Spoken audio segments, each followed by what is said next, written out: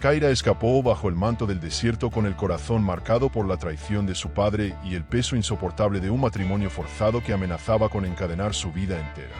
No llevaba más que 2 monedas escondidas en un pequeño bolsillo de lino y un juramento ardiente grabado en su alma. Jamás repetiría el destino de su madre, aquella mujer que se consumió lentamente en la sombra del sometimiento. En la plaza de ceniza, rodeada de burlas y cadenas que tintineaban como si se rieran de su desgracia, Kyra tomó una decisión que pocos hubieran tenido el valor de tomar. Eligió salvar a un guerrero apache, un hombre marcado por cicatrices y orgullo, cuyo silencio decía más que cualquier discurso. En el brillo indomable de sus ojos encontró un espejo de sí misma, el reflejo de esa libertad que creía perdida para siempre. Y fue ahí, entre la sangre y el polvo, donde entendió que aquel instante sería la chispa que incendiaría su destino. Antes de continuar, que Dios te bendiga y que nunca te falte la salud, el amor y la esperanza en tu camino.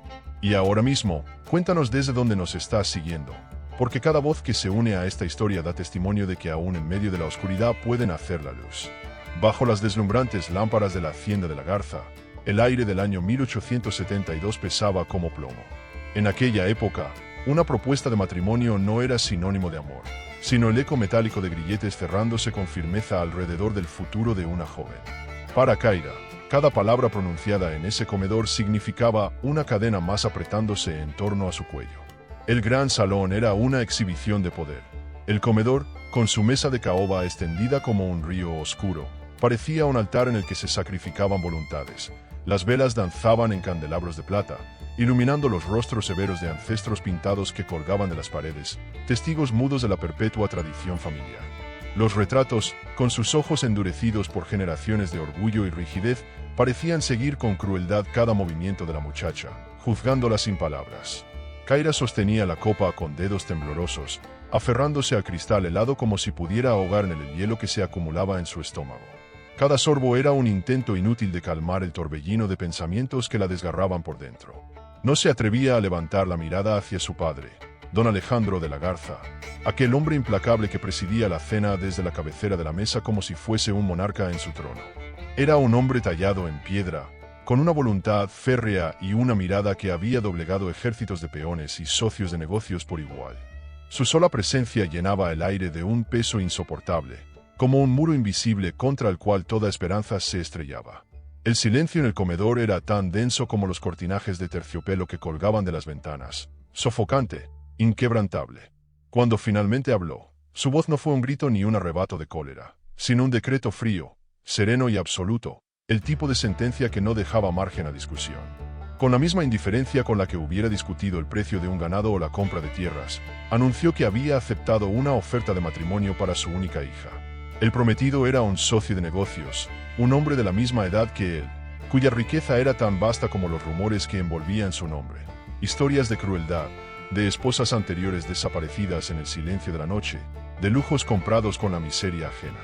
Kyra sintió que el mundo se inclinaba bajo sus pies, que el suelo se desmoronaba con el peso de una decisión que no había tomado. El aire se volvió espeso, cada respiración una batalla. El miedo dio paso a una desesperación ardiente, tan intensa que logró superar incluso el terror que su padre le inspiraba.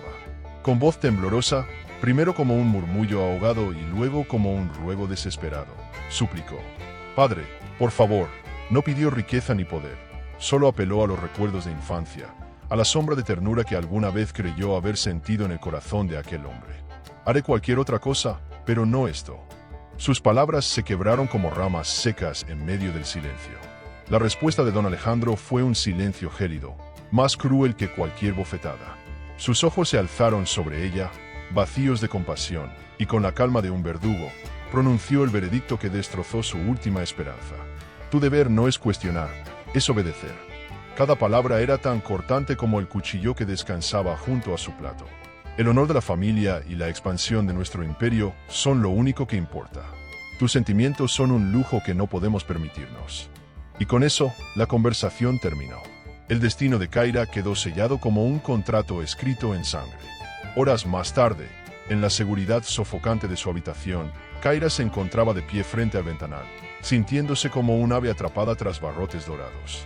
Su cuarto, lujoso hasta la exageración, estaba decorado con muebles franceses de líneas elegantes, espejos biselados y sábanas de seda que parecían cuchillas heladas al rozar su piel. Pero ni el terciopelo, ni el mármol, ni los perfumes traídos de Europa podían ocultar la verdad. Aquel lugar era una prisión disfrazada de palacio.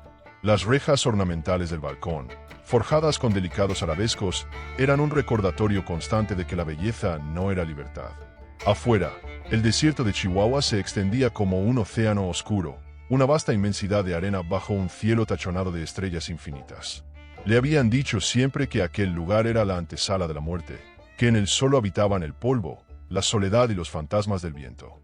Pero desde su encierro, ese mismo desierto le pareció la única promesa de vida verdadera, la única tierra capaz de ofrecerle libertad. Entre sus manos apretaba una peineta de plata, gastada por los años y con filigranas deslucidas, la única herencia que conservaba de su madre. La sostenía como si fuese un talismán, un vínculo frágil pero inquebrantable con aquella mujer que había amado en silencio y sufrido en secreto. Recordaba sus sonrisas apagadas, sus ojos resignados, su voz suave que nunca se alzó contra la tiranía del esposo. Su madre había soportado cadenas invisibles hasta que la enfermedad, piadosa y cruel a la vez, le ofreció el único escape posible. Kaira se miró en el reflejo del cristal y se estremeció. Lo que vio no fue su propio rostro, sino el fantasma de su madre, la sombra de aquel destino que amenazaba con alcanzarla también. Una oleada de furia, más fuerte que el miedo, recorrió sus venas. Entonces, con los labios apretados y el corazón ardiendo, hizo un juramento silencioso. Se lo dijo a las estrellas que titilaban sobre el desierto, al recuerdo de la mujer que nunca pudo ser libre, a los dioses que quisieran escucharla. Ella no se marchitaría en silencio, no se rompería como las generaciones anteriores. No sería la sombra de su madre. Su vida no sería el eco de cadenas. Su voz, aunque temblorosa, se alzó como un fuego en su interior. No obedecería. No se rendiría. Nunca. Con una determinación nacida de la más profunda desesperación, Kaira comenzó a moverse con un propósito febril, como si cada segundo fuera una chispa que pudiera delatarla. Se inclinó bajo su cama, donde un pequeño cofre de madera había permanecido oculto, invisible a los ojos vigilantes de la hacienda. Dentro de él guardaba los únicos vestigios de su propia voluntad, 2 pesadas monedas de plata, el precio de un futuro incierto que aún no tenía forma, pero que era su única esperanza. Con manos que temblaban y sudaban a la vez, tomó también un bolso de tela resistente, áspero y sin adornos, en el que empacó lo que pudo reunir: un trozo de pan endurecido, un queso curado y un odre lleno de agua fresca, el oro líquido de aquel desierto que no perdonaba la debilidad. Cada objeto que colocaba en ese modesto equipaje era un paso hacia lo desconocido, un hilo más cortado del cordón que la ataba a su prisión. Se despojó del vestido de seda que aquella noche la sofocaba como un grillete de tela. El peso de sus pliegues, el brillo que reflejaba las luces de la hacienda, todo era una trampa que la identificaba como lo que su padre deseaba que fuese: una pieza de exhibición, un trofeo. En su lugar, escogió un vestido sencillo de algodón, el que usaban las sirvientas, discreto y práctico. En él encontró no solo comodidad, sino el disfraz perfecto para una fugitiva que necesitaba pasar desapercibida. Cada acción era deliberada, calculada, como si en su pecho hubiese despertado una nueva mujer. El silencio nocturno amplificaba todo. Cada crujido del suelo de madera bajo sus pies descalzos parecía retumbar como un trueno en medio de la quietud. Cada sombra, cada rincón de la habitación, parecía contener un secreto dispuesto a traicionarla. Cuando la medianoche finalmente envolvió la hacienda con su manto, todo quedó sumido en un silencio profundo, interrumpido únicamente por el ulular distante de un búho y el susurro caprichoso del viento que atravesaba los muros. Kaira se deslizó fuera de su cuarto como una sombra entre sombras. Su respiración entrecortada era lo único que confirmaba que aún estaba viva. Los pasillos, antes majestuosos y opulentos, se transformaron en un mausoleo. Los tapices colgaban como testigos mudos de su osadía, y las lámparas apagadas le devolvían la imagen de una intrusa. El eco rítmico del paso de los vigilantes era como el tic-tac de un reloj invisible que medía los segundos de su cautiverio. Debía moverse entre esos compases, sincronizando su huida con la monotonía de la vigilancia. Finalmente, alcanzó el muro del jardín trasero, un gigante de piedra levantado para mantener al mundo afuera y encerrar a los tesoros dentro. Para ella, era la última frontera, el límite tangible entre una vida encadenada y una muerte en vida. Con el corazón golpeándole en el pecho como un tambor de guerra, empezó a trepar. Las piedras rugosas desgarraron la tela del vestido y abrieron cortes en la piel de sus manos y rodillas, pero el dolor no existía, solo existía el impulso de escapar. Por un instante, al llegar a la cima, quedó recortada contra la inmensidad de la luna, una silueta frágil suspendida entre dos mundos. No se permitió dudar. Cerró los ojos y saltó. El impacto contra la arena del otro lado fue un susurro suave que selló su decisión. El aire que llenó sus pulmones ya no era el aire viciado y perfumado de la hacienda, cargado de incienso y perfumes europeos, sino el aire crudo, salvaje y áspero del desierto. Por primera vez en 18 años de vida, estaba completamente sola, libre y, al mismo tiempo, aterrorizada como nunca. El viento del desierto alborotó su cabello, trayendo consigo el ladrido lejano y alarmado de los perros de la hacienda. Ese sonido era una sentencia. Ya la habían descubierto, o lo harían pronto. El tiempo jugaba en su contra, pero la distancia aún era su aliada. Sin permitirse mirar atrás, Kyra comenzó a correr, hundiéndose en la oscuridad protectora de la noche. El desierto no juzgaba el pasado de nadie. Lo único que exigía era resistencia en el presente, probando a los hombres y a las mujeres con el fuego del sol y el susurro constante de la arena. Los ladridos que resonaban detrás de ella se convirtieron en látigos invisibles que la empujaban a avanzar. Corrió hasta que sus pulmones ardieron, hasta que sus piernas clamaron por descanso y su garganta se cerró con la sed.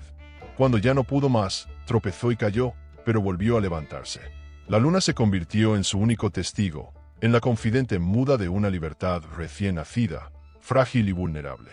Con el primer rayo de sol, el horizonte ardió en un naranja sangriento. El día no trajo alivio, sino un enemigo más feroz.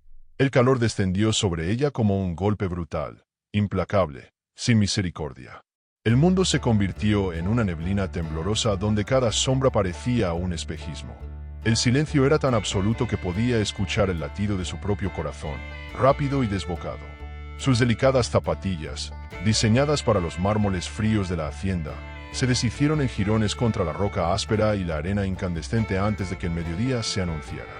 Descalza, cada paso era un suplicio que le arrancaba lágrimas silenciosas. El odre de agua, que en un principio le había parecido un peso insoportable, se vació con rapidez aterradora. La sed no fue solo un ardor en la garganta, sino un fuego que subió hasta su mente, nublando sus pensamientos y debilitando sus fuerzas. Cada sorbo que faltaba era un recordatorio de que estaba a merced de una tierra que no perdonaba. Tal vez ustedes, en algún momento, también hayan sentido que el mundo se convertía en un desierto, que cada paso era imposible y que la esperanza se reducía a polvo. Así se sentía Kyra, sola, diminuta, enfrentando a un enemigo sin rostro y sin piedad. Cuando sus fuerzas flaquearon y estuvo a punto de rendirse, de dejarse caer sobre la arena ardiente y no levantarse nunca más, apareció en su mente el rostro de su madre, triste, resignado, consumido por los años de obediencia forzada. Ese recuerdo fue un látigo distinto, no de miedo, sino de resistencia. Con él volvió el eco de su juramento. Ella no se rompería. No se permitiría morir como víctima, sino vivir como dueña de su destino. Hemos dedicado mucho tiempo y esfuerzo en escribir esta historia para ti. Si no te gusta, dale like. Y si te gusta, suscríbete a nuestro canal, porque cada gesto tuyo alimenta estas palabras que hoy te contamos. Ahora, volvamos al camino de Kyra, que apenas comienza. La noche regresó con un alivio engañoso. El calor sofocante cedió, pero en su lugar llegó un frío que calaba hasta los huesos, un frío distinto al de su cuarto de seda y mármol. Este era un frío vivo, salvaje, que no conocía compasión. El desierto la recibía con sus dos rostros, uno ardiente y otro helado, ambos dispuestos a quebrarla. Y sin embargo, con cada latido, con cada respiración que le arrancaba el aire cortante, Kyra seguía avanzando. Temblando incontrolablemente, Kyra buscó refugio en una pequeña oquedad formada por rocas erosionadas por siglos de viento y arena. Se acurrucó allí, con los brazos rodeando sus rodillas, temblando más por el miedo que por el frío. El miedo era una criatura viva que respiraba junto a ella en la oscuridad, un animal invisible que le erizaba la piel. Cada silbido del viento parecía el roce de pasos furtivos. Cada sombra que se alargaba entre las piedras tomaba forma de amenaza. Se abrazaba a sí misma, intentando conservar un calor que se escapaba como humo entre los dedos, mientras su corazón latía tan fuerte que temía que aquel sonido atrajera a depredadores ocultos. De pronto, un ruido seco y rítmico cortó el silencio. El inconfundible cascabeleo de una serpiente, un fantasma sonoro que helaba la sangre en las venas. Kyra no sabía qué animal producía ese sonido, pero su instinto ancestral lo reconoció. Era peligro, era muerte. Permaneció inmóvil, petrificada, mientras el eco reptante del cascabel se alejaba lentamente. Solo entonces se atrevió a levantar la vista, y lo que encontró fue un asombro sobrecogedor: el cielo abierto del desierto. Encima de ella se extendía una cúpula de diamantes esparcidos sobre terciopelo negro. Las estrellas, incontables, brillaban con una intensidad imposible, mucho más cercanas que en los recuerdos de su ventana en la hacienda. Allí, tras barrotes dorados, siempre le habían parecido distantes y frías, inalcanzables. Ahora, en medio de la nada, sentía que podía alzar la mano y tocarlas. En aquella inmensidad, en esa belleza tan vasta, sintió por primera vez el vértigo de la libertad, tan grande, tan desconocida, que daba miedo. El segundo día fue un borrón de sufrimiento interminable. Sus labios, agrietados y sangrantes, apenas podían articular una plegaria que se deshacía en la resequedad de su garganta. El horizonte se deformaba en espejismos que danzaban crueles, oasis imposibles, fuentes cristalinas, la sonrisa dulce de su madre llamándola desde la distancia. Sabía que eran mentiras de su mente febril, pero su cuerpo, agotado, no podía distinguir ilusión de realidad. Sus rodillas se doblaron y cayó sobre la arena ardiente. El calor quemaba su piel, pero aún entonces su mano se aferraba a la peineta de plata, ese pequeño trozo de herencia que se había convertido en su ancla al mundo de los vivos. Cerró los ojos, dispuesta a entregarse al agotamiento, a dejarse hundir en la arena como tantos huesos olvidados por el desierto. Y fue en ese instante, cuando toda esperanza parecía extinguida, que el destino decidió hablar. Con el último vestigio de voluntad, obligó a sus párpados a abrirse una vez más. Entre el aire tembloroso del horizonte distinguió algo diferente. No era un lago falso ni un árbol que se deshacía en vapor. Era una línea recta, oscura, firme. La silueta de unos tejados. Ceniza. El nombre cruzó su mente como un suspiro imposible. Tal vez fuera otra alucinación, pero por primera vez la imagen no se desvaneció al parpadear. Allí estaba, sólida, esperando. Una oleada de adrenalina recorrió su cuerpo exhausto, como si un milagro le devolviera fuerzas. No supo de dónde salió aquella energía, pero consiguió ponerse de pie. No caminó, se arrastró, tropezó, se tambaleó hacia adelante, siempre con los ojos clavados en esa promesa salvadora. El sol caía tras las montañas, tiñendo el cielo de violetas y dorados, mientras Kyra se acercaba, jadeando, a las primeras calles del pueblo. Finalmente, cuando sus fuerzas la abandonaron del todo, se desplomó sobre el polvo. Su visión se redujo a un túnel oscuro, y lo último que alcanzó a ver antes de ser tragada por la inconsciencia fue un par de botas lodosas deteniéndose justo frente a su rostro. El regreso al mundo de los vivos fue lento, como si emergiera de un pozo profundo y cubierto de sombras.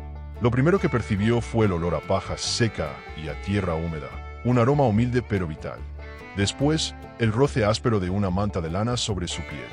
Cuando finalmente abrió los ojos, no encontró el cielo abierto del desierto, sino las vigas de madera de un techo bajo. Giró apenas el rostro, y allí estaban, cerca de la cama improvisada, las mismas botas que había visto antes de caer desmayada. Junto a ellas, una mujer de mediana edad la observaba. Su rostro estaba surcado por arrugas que el sol había cincelado, y sus ojos oscuros eran profundos como la tierra misma.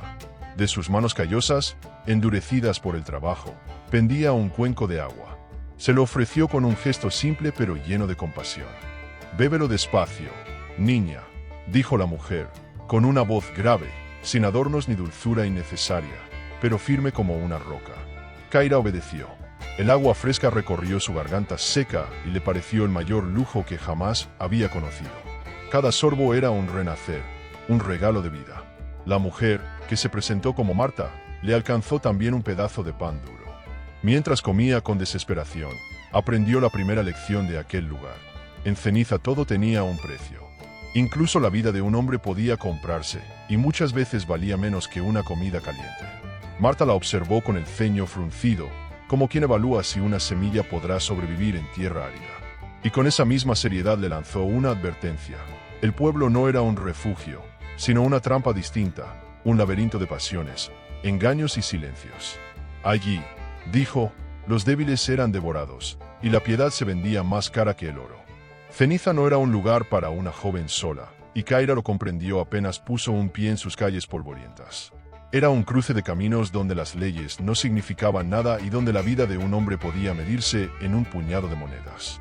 Allí se mezclaban mercenarios con cicatrices de guerras olvidadas, bandidos con las manos aún manchadas de sangre y fugitivos que huían de la justicia para convertirse en su propia ley.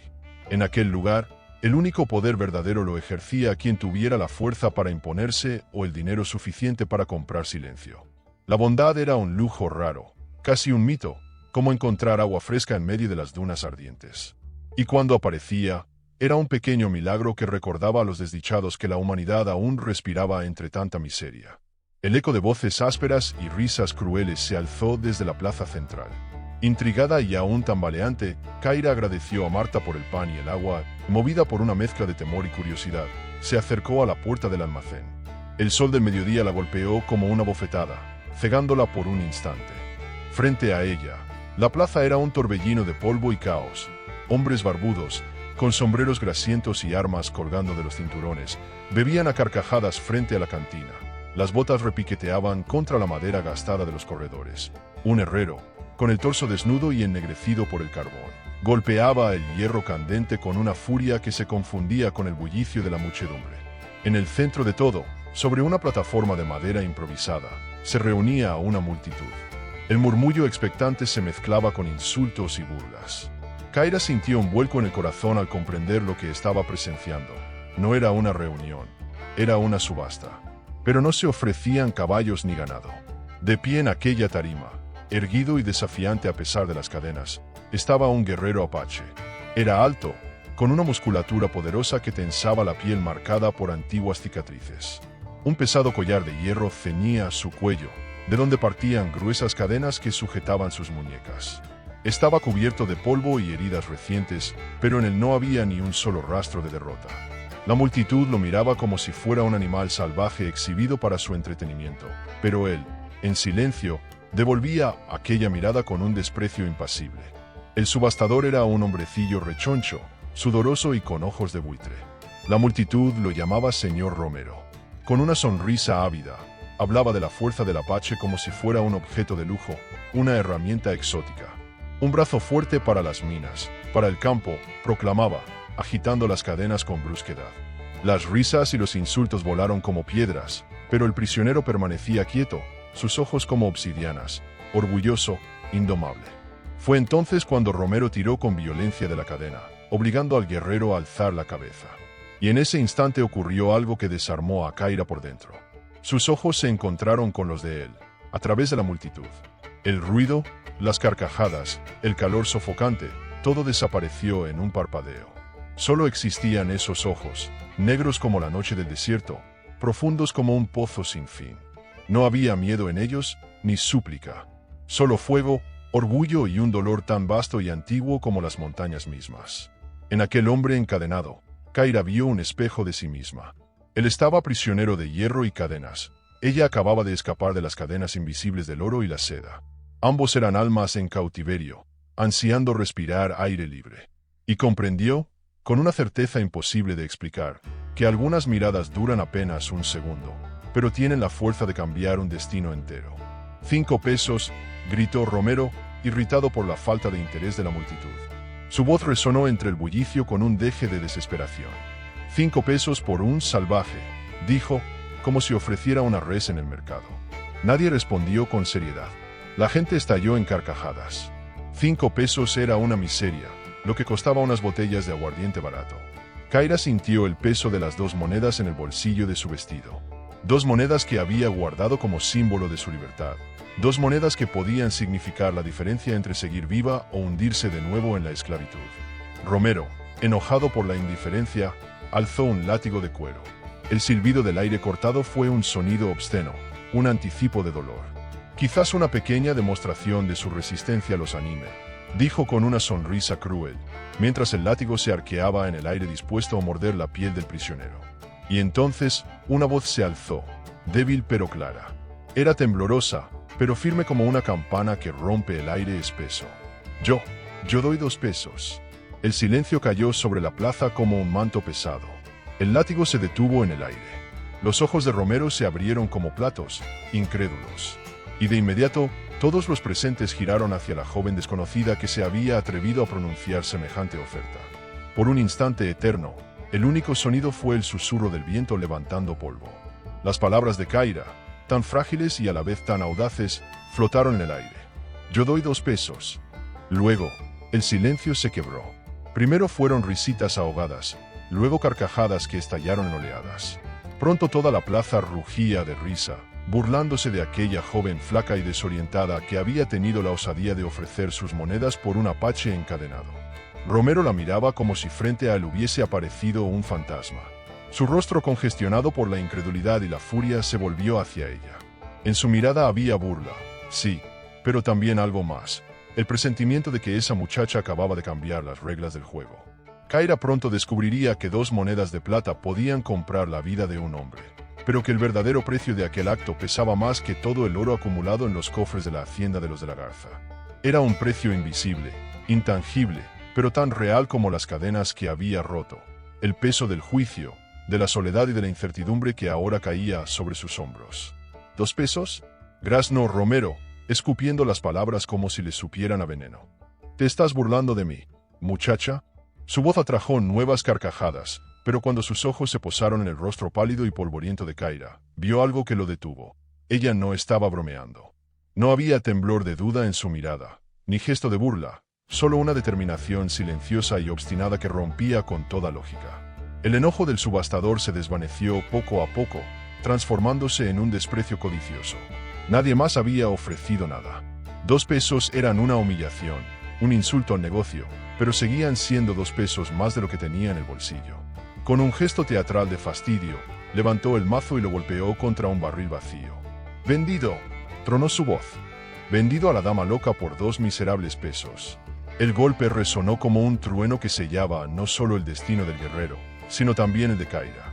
A veces los actos de compasión parecen locuras a los ojos del mundo. Y sin embargo, ¿quién no ha sentido alguna vez la soledad de hacer lo correcto mientras todos los demás se ríen? Empujada por una fuerza que no comprendía del todo, Kaira avanzó entre la multitud. Los hombres se apartaron, abriendo paso a regañadientes, pero no dejaron de observarla con ojos de burla y desdén. Las risas seguían a su espalda, mezcladas con murmullos venenosos. «Es una de la nobleza, ha perdido el juicio», se oyó entre dientes. «Está comprando su propia tumba», susurró otro, escupiendo al suelo con desprecio. Ignorando las voces, Kaira caminó con pasos firmes hasta la plataforma. Sus manos, aunque temblorosas, se atrevieron a colocar las 2 monedas sobre la madera astillada. Allí quedaron, pequeñas y solitarias, tan insignificantes que parecían ridículas. Y sin embargo, esas 2 monedas eran todo lo que tenía, el último resto de su vida pasada. «Gracias por haber llegado hasta aquí», susurra la voz que narra nuestra historia. Si estás ocupado o tienes que salir ahora, dale like a este vídeo para poder retomarlo después. Ahora sí, volvamos con Kaira. Romero recogió las monedas con desdén, como si fueran migajas, y con una sonrisa torcida le arrojó el extremo de una soga áspera y sucia. «Ahí tienes a tu bestia», espetó. «Es toda tuya». El roce de la cuerda le raspó la piel de las manos, obligándola a sentir su peso. Era real, demasiado real. En el otro extremo, conectado al collar de hierro, estaba el hombre que ahora, de algún modo perverso, pertenecía a ella. Kaira levantó la vista y, por segunda vez, sus ojos se encontraron. La expresión del guerrero había cambiado. El fuego que antes ardía en su mirada seguía allí, pero ahora estaba cubierto por una capa de hielo, una cautela impenetrable, un muro frío y silencioso. No había gratitud en su mirada, solo una evaluación profunda, casi depredadora, que la atravesó hasta hacerla temblar. Sin saber qué hacer, Kaira tiró suavemente de la cuerda. «Vamos», susurró, aunque no estaba segura si se lo decía a él o a sí misma. Lobo, como lo llamaban en susurros los hombres de la plaza, no se movió al principio. Permaneció erguido como una estatua de furia contenida. Luego, con una lentitud deliberada, bajó de la plataforma. Su andar era pesado, firme, y cada paso parecía un desafío silencioso. Atravesar la plaza fue para Kaira la caminata más larga de su vida.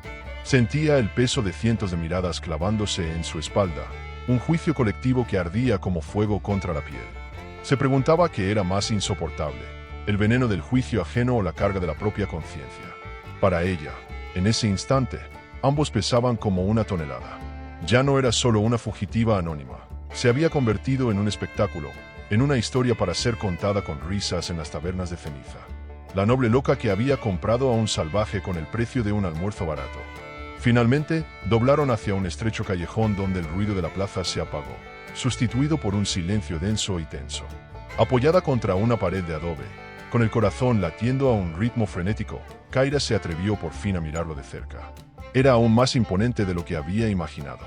Ni el polvo ni la sangre seca podían ocultar la dureza de sus facciones, ni la inteligencia latente en sus ojos oscuros.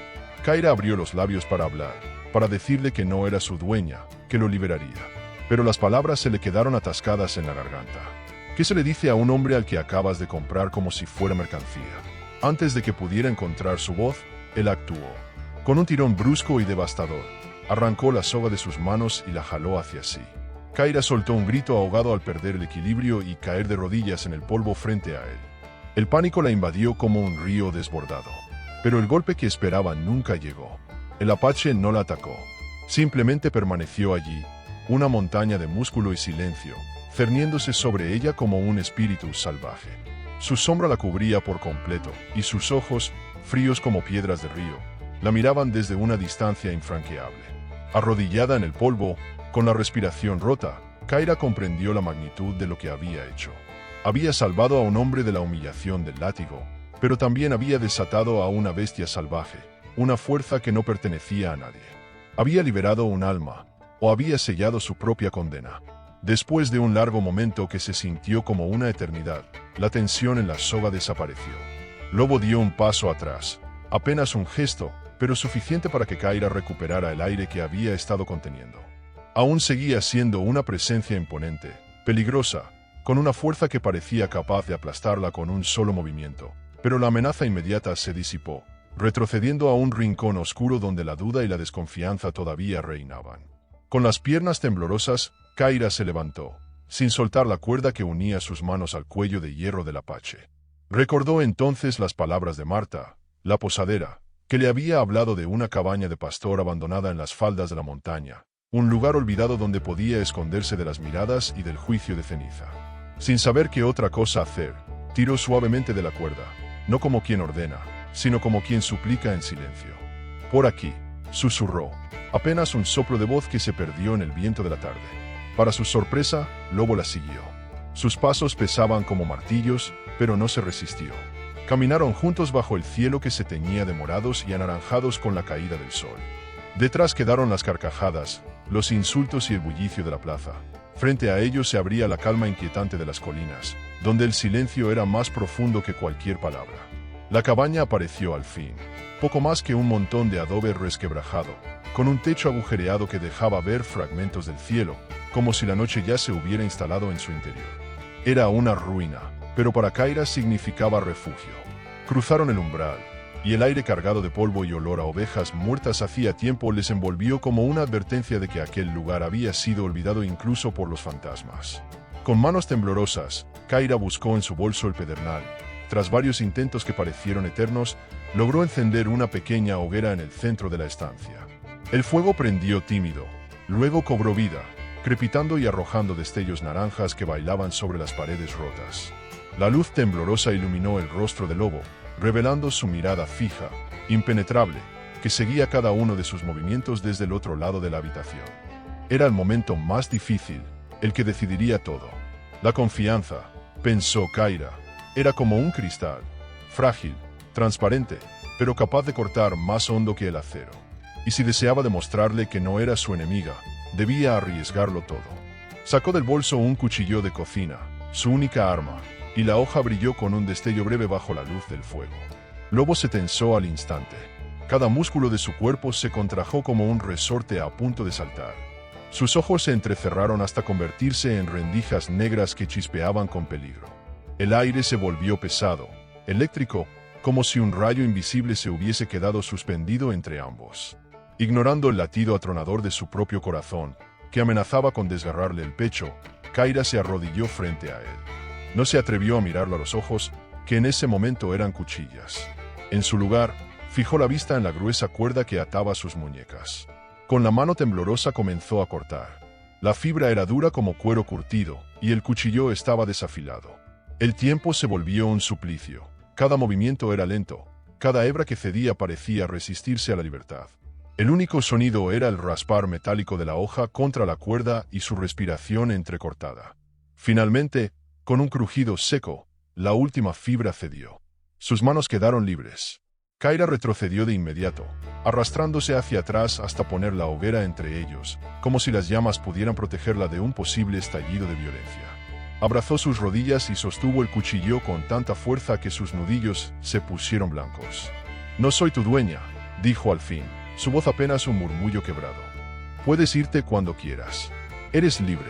Lobo permaneció inmóvil, mirándose las muñecas marcadas por las profundas líneas rojas que le habían dejado las sogas. Se las frotó lentamente, como si no reconociera sus propias manos.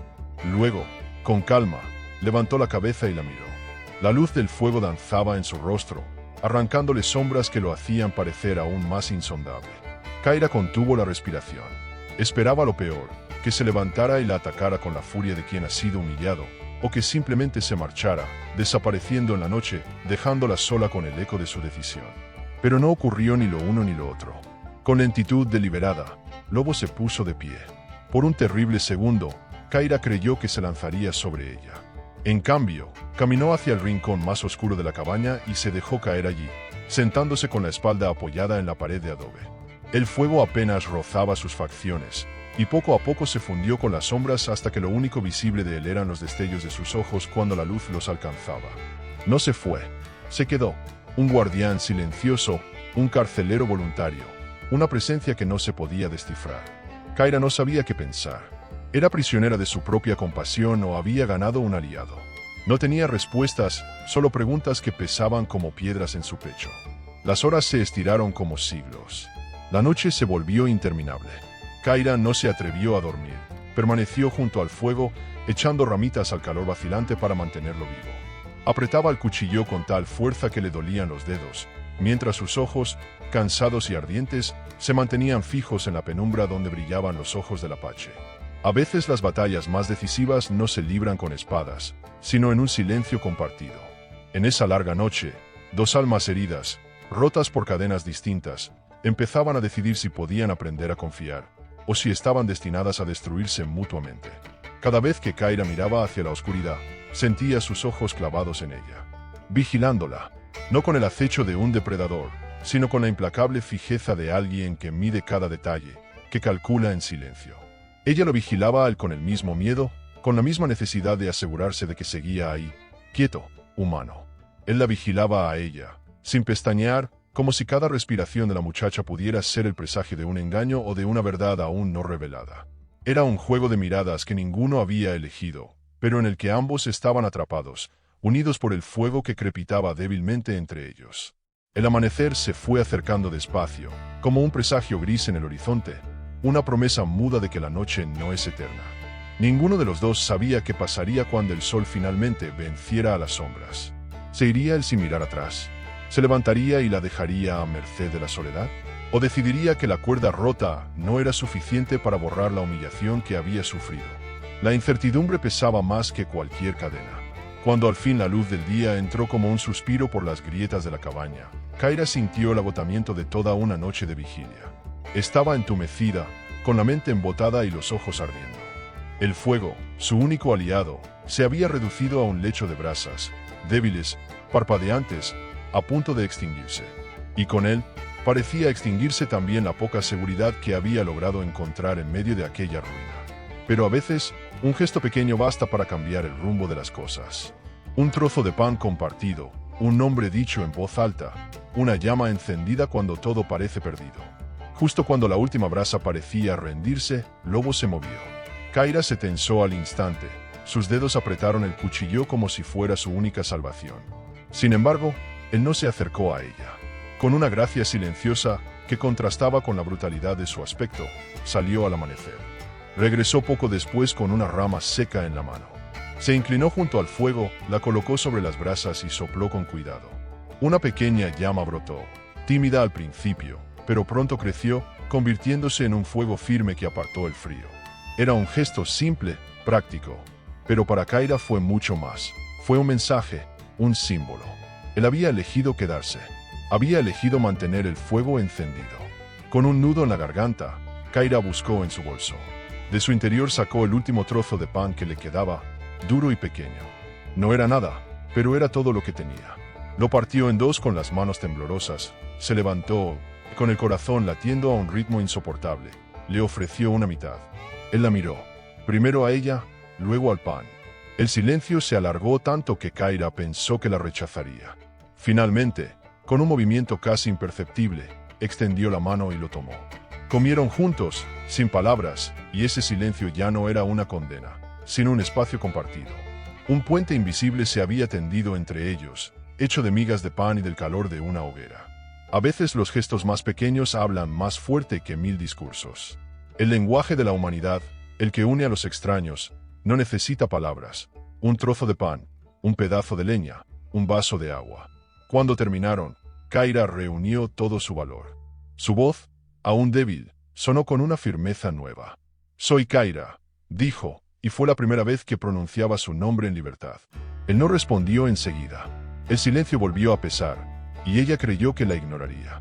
Pero entonces, como si una piedra se hubiera desprendido en lo profundo de un cañón, emergió su voz. Era ronca, grave, oxidada por el desuso. Lobo. Fue solo un nombre, pero llenó la cabaña con la fuerza de una revelación. Ya no eran la compradora y el comprado. Eran Kyra y Lobo. Dos nombres. Dos personas. Más tarde, cuando el sol ya calentaba las piedras, Lobo le indicó con un gesto que lo siguiera. Ella obedeció y lo acompañó hasta un arroyo escondido entre las rocas. El agua era tan clara que se podían ver los guijarros del fondo. Sin una sola palabra, él le mostró dónde brotaba el agua más pura, cómo leer las corrientes, cómo encontrar las hojas de una planta que, machacadas, servían para aliviar el ardor de las quemaduras del sol. Era una lección de supervivencia, un regalo de su mundo a ella. Kyra, conmovida, buscó ofrecer algo a cambio. Entonces vio en su antebrazo una vieja herida mal curada, aún inflamada. Sin pensarlo demasiado, rasgó una tira de tela limpia de su vestido, la humedeció en el agua fría del arroyo y con suavidad limpió la herida. Él permaneció quieto, observando en silencio, dejándola acercarse. Sus ojos seguían cada movimiento, oscuros y atentos, como si pesara el significado de aquel gesto. Fue un intercambio sin palabras, su conocimiento del desierto a cambio de su cuidado, su fortaleza contra su ternura. Mientras intentaba imitarlo, Kyra cavó con torpeza la tierra en busca de las raíces comestibles que él le había señalado. Su pie resbaló en una piedra húmeda y, con un grito ahogado, perdió el equilibrio inclinándose hacia el arroyo. El agua esperaba para tragarla, pero no llegó a caer. Una mano fuerte, rápida como el rayo, la sujetó por el codo y la sostuvo con firmeza.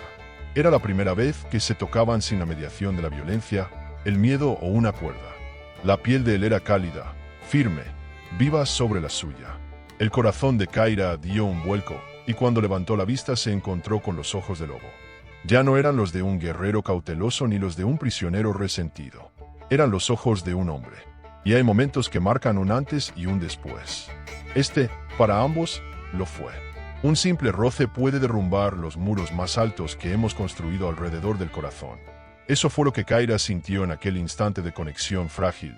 Un instante en el que la barrera entre dos mundos, entre la cautiva y el guerrero, se resquebrajaba.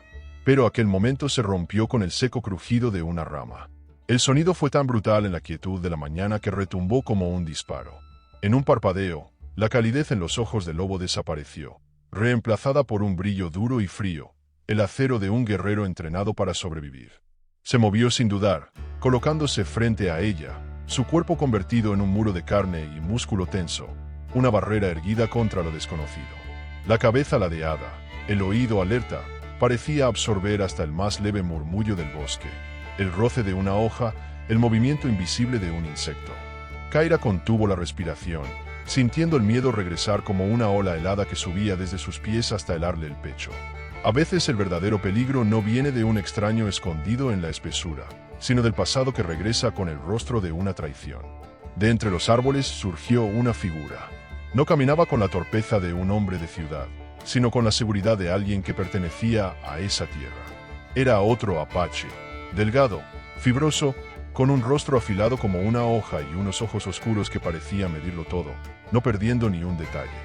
Lobo relajó apenas sus hombros, no del todo, pero sí lo suficiente como para mostrar que no se trataba de un enemigo inesperado. Hubo un breve asentimiento de cabeza, un saludo seco, la clase de reconocimiento que solo se conceden quienes han compartido batalla o han sufrido pérdidas similares. Entonces comenzaron a hablar, no en español, sino en la lengua andí, la lengua de su pueblo. Para Kaira, fue como escuchar el murmullo de un río rápido, sonidos guturales, veloces, incomprensibles, pero cargados de una energía intensa. Se sintió desplazada, inútil, una intrusa en un mundo que no le pertenecía. Solo podía leer sus expresiones, la gravedad en el rostro del recién llegado, al que Lobo llamó Emilio, y la forma en que el semblante de Lobo se endurecía palabra tras palabra.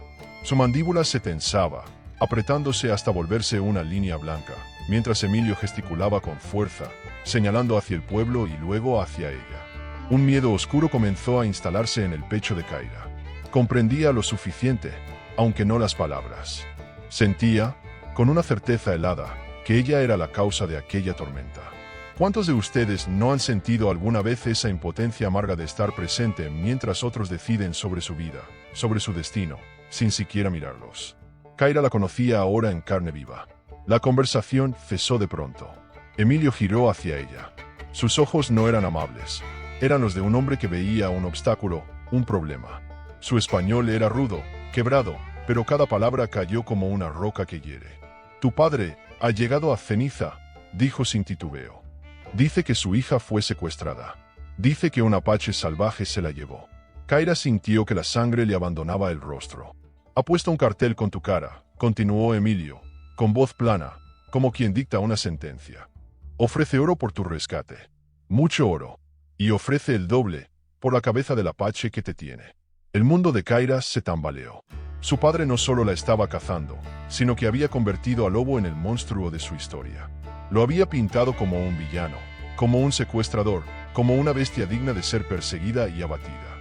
La culpa la atravesó con la fuerza de un veneno frío, esparciéndose por sus venas. ¿Qué había hecho? Su acto de compasión, de liberación, se torcía ahora en una sentencia de muerte para el único hombre que, desde su huida, le había mostrado algo parecido a la humanidad. Emilio no había terminado. Sus ojos siguieron siendo cuchillas mientras se volvía hacia Lobo. Ella es un peligro, hermano, dijo en un español lento pero claro, asegurándose de que ella lo entendiera también. Mientras esté contigo, te cazarán como a un lobo rabioso. Eres un guerrero, no un guardián de mujer del hombre blanco. Las palabras colgaron en el aire como cuchillos listos para caer, y Kaira sintió que algo más que su vida estaba en juego. La lealtad de Lobo, la delgada línea entre la confianza y la condena. Comprar libertad a veces significa hipotecar el alma, y ese fue el peso que cayó sobre los hombros de Kaira como una piedra imposible de levantar. Emilio lo había dicho sin rodeos. Asterisco, déjala, hermano, es la única manera de que sobrevivas, asterisco. Era la voz de la razón dura, de la lógica fría que no entiende de vínculos ni de lealtades. Sus palabras eran cuchillos, y sin embargo tenían filo de verdad. Kaira lo sintió de inmediato. En los ojos de Lobo vio reflejada esa batalla silenciosa, el instinto de supervivencia luchando contra el vínculo que, sin querer, había nacido entre ellos. Era un dilema tan cruel como inevitable, salvarse él mismo o arriesgarse a perderlo todo por ella. Y fue en ese instante cuando Kaira comprendió que no podía permitirlo. No sería la causa de la destrucción de aquel hombre. Se levantó, aunque sus piernas temblaban como hojas al viento. El miedo seguía allí, pero ahora había algo más fuerte que lo sostenía. La determinación forjada en noches de soledad, en días de desierto, en la certeza de que huir nunca sería suficiente. No correré más, dijo, y su voz, aunque débil, fue clara. Los dos hombres la miraron con una mezcla de sorpresa y desconcierto. Emilio arqueó las cejas, incrédulo. Lobo la observaba con esos ojos oscuros que parecían atravesarla hasta el alma. Gracias por tu advertencia, Emilio, continuó ella. Pero no dejaré que Lobo pague el precio de mi libertad. Sus lágrimas de miedo se habían secado. En su lugar brillaba un fuego nuevo, una resolución que ardía más fuerte que cualquier cadena. Regresaré a ceniza. Me enfrentaré a mi padre. El silencio que siguió fue tan profundo que el propio latido del corazón de Kaira pareció rugir en el aire. Emilio la miraba como si estuviera frente a una loca, como si aquella joven frágil hubiera perdido por completo el juicio. Pero Lobo la miraba con algo distinto, con una intensidad feroz, peligrosa, una mezcla de rabia y miedo que lo volvió humano de un modo que ella no había visto hasta entonces. En 2 zancadas, él la alcanzó. Su mano se cerró en torno a su brazo, un grillete de carne y desesperación. La obligó a mirarlo, a enfrentarse a la tormenta de sus ojos. «¿Estás loca?», escupió, y fue la primera frase completa que le dirigió desde que se conocieron. Cada palabra cargada de emoción cruda, de angustia. Su voz no era la de un hombre indiferente, era la de alguien que temía perder lo único bueno que había encontrado en mucho tiempo. «Eso es un suicidio. ¿Me oyes? Un suicidio». Su mano no era la de un captor, era la de un hombre aterrado. «¿Teme por ella?», comprendió Kaira. No por él. Y en ese miedo ajeno encontró la fuerza que no sabía que tenía. «Él ya me está matando, Lobo», respondió ella, su voz suave pero inquebrantable. «Me ha estado matando toda mi vida. Y ahora te está cazando a ti por mi culpa. ¿Qué nos queda? ¿Correr para siempre? ¿Escondernos hasta que nos encuentre en cualquier sombra? No». Se liberó de su agarre con suavidad y lo miró con una firmeza que le ardía en los ojos. «Esta es mi guerra, no la tuya. Déjame terminarla. Confía en mí». La discusión se alargó como un duelo silencioso. Ella rogaba con el corazón ardiendo, él respondía con la lógica sombría del que sabe lo que es perder. Una eternidad comprimida en unas pocas frases. Pero al final, Lobo cedió. No porque creyera en su plan, sino porque reconoció que nada podría quebrar esa determinación en ella. «Estaré cerca», dijo al fin, su voz grave, baja, cargada de promesas no pronunciadas. «Si ese hombre te pone una mano encima». No terminó la frase. No hacía falta. Y fue entonces que Kaira entendió que, a veces, una sola palabra verdadera puede ser más afilada que 1000 espadas. Y que una plaza polvorienta puede convertirse en el escenario donde una mujer sola decida enfrentar un imperio entero. Con pasos firmes, aunque su corazón golpeaba como un tambor de guerra, Kaira caminó hacia el corazón de ceniza. Iba sola, o al menos así parecía, porque aunque la distancia los separara, la sombra del Lobo estaría con ella, invisible pero letal, como un juramento grabado en el viento. Ya no era la joven asustada que se había desplomado en esa misma tierra semanas atrás, deshidratada y sin fuerzas. No, la que caminaba ahora hacia el centro de la plaza lo hacía con la espalda recta, con los pasos firmes de quien ha conocido el dolor y ha decidido no volver a inclinarse ante nadie. Cada movimiento suyo parecía tener un eco invisible, como si el mismo suelo de ceniza reconociera que algo estaba a punto de cambiar para siempre. Se detuvo exactamente en el mismo lugar donde había visto al Lobo encadenado. Allí donde las cadenas habían brillado bajo el sol como serpientes de hierro, Kaira se plantó erguida, esperando. No tuvo que aguardar demasiado. Los murmullos comenzaron a correr entre la multitud como fuego en pastizal seco. Asterisco, la dama loca volvió asterisco. Los curiosos se agolpaban, empujándose, queriendo ser testigos de aquel inesperado regreso. Y entonces, él llegó. Don Alejandro de la Garza. Entró a la plaza montado en un imponente caballo oscuro, seguido de una docena de sus vaqueros, hombres de rostros duros y manos que descansaban con naturalidad, demasiado cerca de sus revólveres. El sol arrancaba destellos de sus hebillas y de las culatas de sus armas, como si la violencia fuese parte del uniforme. Don Alejandro desmontó con una agilidad que desafiaba su edad, su traje negro impecable a pesar del polvo, como si el desierto no se atreviera a mancharlo. Su rostro era una máscara perfecta, la de un padre angustiado, quebrado por la preocupación. Sus ojos se forzaban a brillar con ternura fingida, y su voz temblaba con una emoción ensayada. Una actuación digna de un teatro, dirigida no a su hija, sino a la multitud que lo observaba. Todos hemos visto máscaras así, ¿no? Esa sonrisa paternal que oculta los dientes de un lobo, esa preocupación que es en realidad la correa del control. Pero Kaira ya no se dejaba engañar. «Hija mía», exclamó, abriendo los brazos con dramatismo, su voz resonando como si los mismos muros de la plaza fueran el escenario de su farsa. «Gracias a Dios que te he encontrado. He estado tan preocupado». La multitud contenía el aliento, esperando la escena emotiva, la confirmación de la historia que había corrido por semanas, la de un padre afligido en busca de su hija secuestrada por un salvaje. Esperaban verla correr a sus brazos, llorar, confirmar la mentira. Pero Kaira no se movió. Cuando él estuvo a solo unos pasos, ella levantó la mano, deteniéndolo en seco. «No me llame así. Su voz no fue un grito, pero cortó el aire como un cuchillo afilado. Los murmullos se apagaron de golpe. Por primera vez, el rostro de don Alejandro vaciló. Una grieta en la máscara perfecta. ¿Qué dices, niña?, espetó, intentando recuperar el control. Ese salvaje te ha confundido la mente. Nadie me ha confundido, respondió ella, ahora con fuerza, su voz dirigida no solo a él, sino a cada uno de los presentes. Y no fui secuestrada. El silencio se quebró en un jadeo colectivo. La plaza entera pareció tambalearse. Yo huí, dijo, dejando que cada palabra se asentara como un martillazo. El rumor de sorpresa corrió como viento entre la gente. Los ojos se abrieron, las bocas se torcieron incrédulas. La historia, cuidadosamente construida por don Alejandro, comenzaba a resquebrajarse frente a todos. Él dio un paso adelante, su rostro endureciéndose, los ojos lanzando veneno. Silencio, siseó, su voz baja pero cargada de furia. Vendrás a casa ahora mismo. Extendió la mano para atraparla del brazo, pero Kaira retrocedió, esquivando el gesto con una rapidez que sorprendió a todos. ¡No!, gritó, y su voz estalló con la fuerza de su alma liberada, retumbando en los muros de la plaza. Nunca más volveré a su casa. Huyo de su tiranía, de su crueldad, de su jaula dorada. Señaló a su padre, su dedo temblando no de miedo, sino de indignación, de verdad. Este hombre no es un padre afligido. Es un tirano que intentó venderme como ganado. Este hombre valora más su nombre y su oro que la vida de su propia hija. El murmullo de la gente se volvió un rugido de sorpresa y tensión. Algunos apartaban la mirada, otros observaban con morbo, unos cuantos con un destello de respeto. Porque hay un poder inmenso en reclamar la propia identidad, en decir en voz alta, asterisco este ya no soy yo asterisco. Es un acto de renacimiento, doloroso, pero necesario. El rostro de don Alejandro se deformó en una máscara de furia. La fachada del padre amoroso se había derrumbado, y lo que quedaba era el hombre real. Un déspota humillado frente a su gente, un orgullo herido arrastrado en el polvo.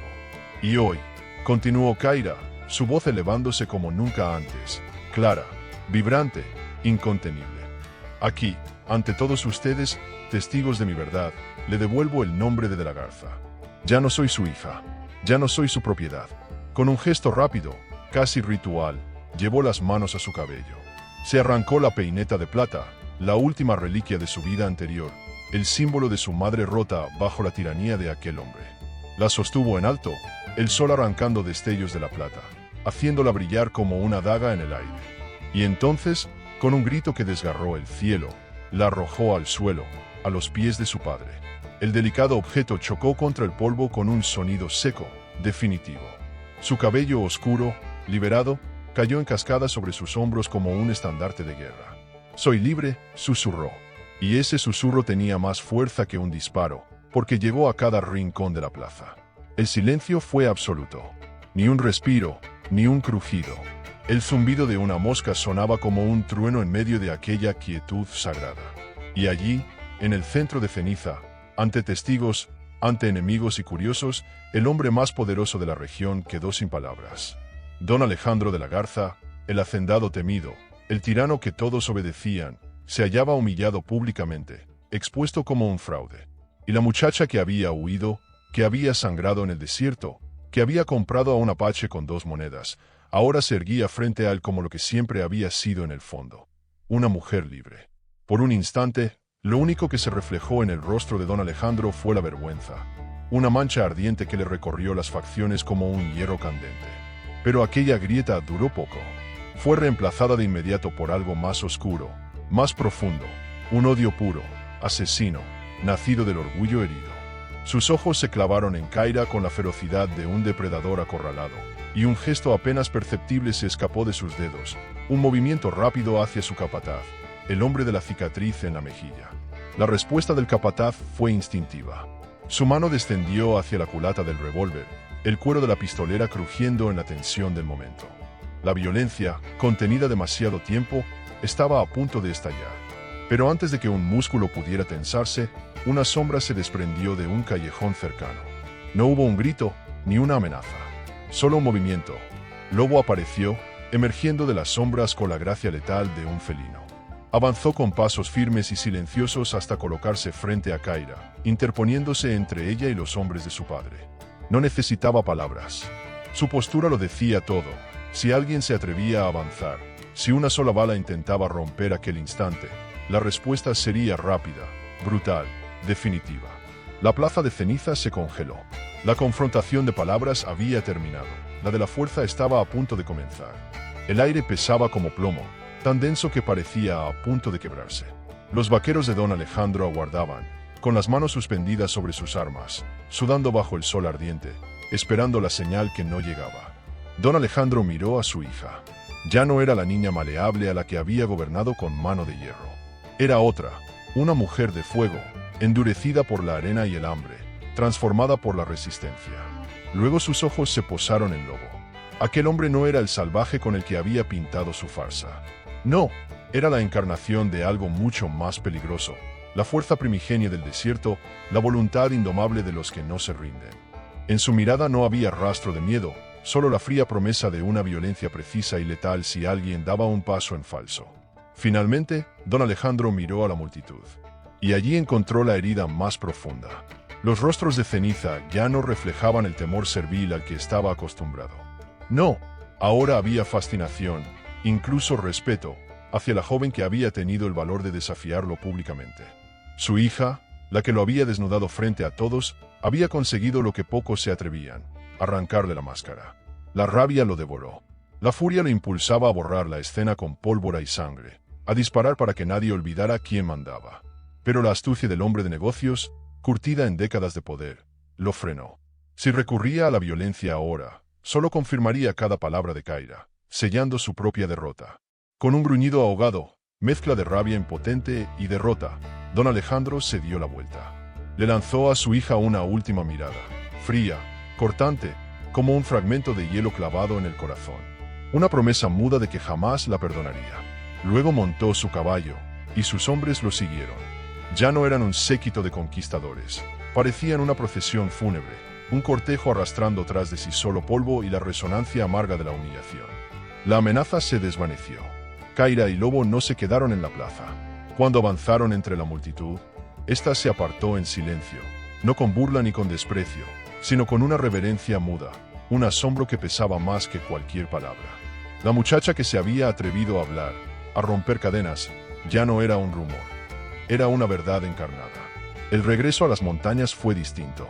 El silencio entre ellos ya no estaba cargado de tensión, ni de dudas, sino de un entendimiento sereno, profundo. El paisaje, que antes había parecido un enemigo mortal para Kaira, se transformó en un refugio. Cada roca, cada cactus, cada ráfaga de viento que azotaba el polvo parecía susurrarle: asterisco, bienvenida a casa asterisco. Comprendió entonces que la libertad no era un lugar al que se llega, como ceniza. La libertad era un camino, una elección diaria. Y un hogar no estaba hecho de muros ni de techos, sino de la persona con la que elegías caminar ese sendero. Esa noche, el fuego en la cabaña del pastor ardió distinto. Ya no era solo una defensa contra el miedo, sino un corazón que latía con la calidez de un hogar recién nacido. El aire olía a pino y a tierra húmeda, un perfume antiguo y eterno.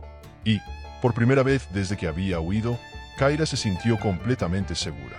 Se sentaron juntos frente a las llamas, hombro con hombro, cada uno atrapado en sus pensamientos, pero conscientes de la presencia del otro, que era suficiente. Y entonces, Lobo se movió. Del interior de su gastada camisa de cuero sacó algo pequeño que brillaba suavemente a la luz del fuego. Era un anillo de plata. Sencillo, imperfecto, forjado a golpes de martillo y manos inexpertas, pero firmes. Llevaba las huellas del esfuerzo, de la voluntad. Era real, honesto, nacido no de la perfección, sino de la intención. Y en sus manos, ese gesto era más poderoso que cualquier espada. Con una delicadeza que desmentía la dureza de su cuerpo, Lobo sostuvo aquel anillo como si fuese el único tesoro que el mundo podía ofrecerle. Y Kaira, al mirarlo, supo que esa noche no era el final de su lucha, sino el principio de algo mucho más grande. No le tomó la mano para imponérselo, no trató de sellar con autoridad un destino que no le pertenecía. En lugar de eso, colocó el anillo en la palma abierta de Kaira con una reverencia casi sagrada, como quien entrega un fragmento de sí mismo. El metal, imperfecto y marcado por los golpes, brillaba débilmente bajo la luz anaranjada del fuego, pero lo que pesaba en ese gesto no era la plata, sino la intención. Su voz, cuando habló, Fue tan suave como el viento que susurraba entre los árboles afuera. Esto no es una cadena, Kaira. Sus ojos, oscuros como la noche sin luna, se fijaron en los de ella, reflejando el vaivén de las llamas. No es una posesión, es un camino que empieza aquí. Puedes elegir caminarlo sola, con la libertad que has ganado, o puedes elegir caminarlo conmigo. Kaira bajó la vista hacia el anillo en su mano. La plata estaba tibia todavía, impregnada del calor de él. No era un adorno, ni una prueba de dominio. Era una promesa silenciosa de respeto, de igualdad, de un futuro sin dueño ni amo, construido paso a paso en la incertidumbre de lo salvaje. Al final, comprendió algo. Las promesas más verdaderas no se gritan en una plaza polvorienta. No necesitan testigos ni aclamaciones. Son las que se susurran junto al fuego, de corazón a corazón, cuando nadie más escucha. Esas son las que cambian un destino. Había luchado por su libertad, había gritado su independencia al mundo entero, y la había pagado con sudor, lágrimas y sangre. Ahora, en el silencio de su refugio, se le ofrecía una nueva elección, la más importante de todas. Levantó la mirada. El rostro del lobo estaba medio iluminado, medio oculto en sombras, pero sus ojos eran claros, transparentes. En ellos no vio solo al guerrero que había protegido su vida, sino al hombre que la había mirado cuando el mundo entero la trataba como invisible, que la había respetado cuando hasta su propio padre la había despreciado. En esos ojos vio un refugio, vio un hogar. Con un gesto lento, cargado de significado, tomó el anillo y lo deslizó en su propio dedo. Encajaba como si hubiera estado esperando siempre allí. Un estremecimiento le recorrió el cuerpo, no de miedo, sino de certeza. Se inclinó y apoyó la cabeza en su hombro. Lobo no se tensó, no se apartó. Al contrario, la rodeó con su brazo fuerte, atrayéndola hacia sí en un gesto de pertenencia mutua, de aceptación silenciosa, de entrega compartida. Se quedaron así durante mucho tiempo, observando cómo el fuego se consumía poco a poco, transformándose en ascuas rojas que aún palpitaban como el corazón de la tierra. «Elijo caminar contigo, lobo», susurró ella contra su hombro. Las palabras eran casi innecesarias, porque él ya lo sabía. Afuera, el primer frío del otoño rozaba el aire nocturno, recordándoles que el largo y brutal verano de sus pruebas había terminado. El invierno llegaría con sus dificultades, con su dureza, pero dentro de aquella pequeña cabaña había nacido algo que ningún frío podía apagar, el calor eterno de un hogar compartido. Juntos, miraron a través de la puerta abierta. Ante ellos, las tierras salvajes se extendían bajo un manto de estrellas infinitas. Ya no las veían como un lugar hostil donde esconderse, sino como un horizonte sin límites, como el espacio donde escribir su nueva vida.